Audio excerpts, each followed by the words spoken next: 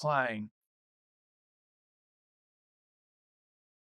Yeah, it's to pursue a different career. But I always think with testing, the problem with testing is there's biases built into it. Hey, thank you, Gabriel, for the share. Thank you so much. There is biases built in, and and it doesn't always measure what you expect it to measure. And I think sometimes people get too wrapped up on testing on biases because so when you write a test,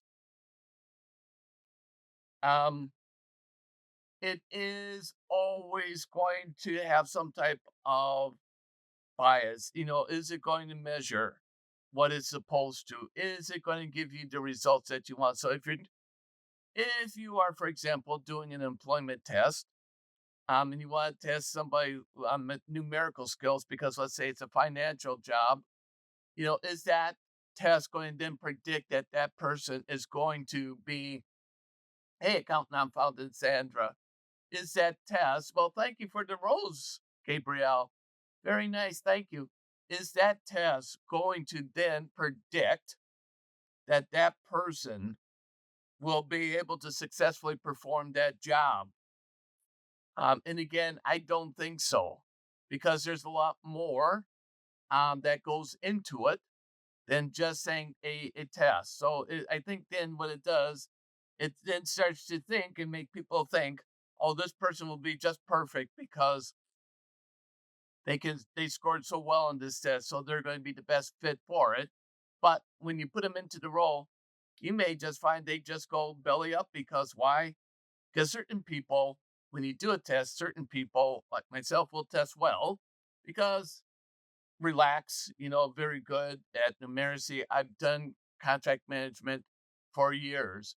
Whereas somebody who gets a bit nervous, who may be even better, who gets nervous and just can't think and gets anxious, well, they score less. It's not because that the test was any harder.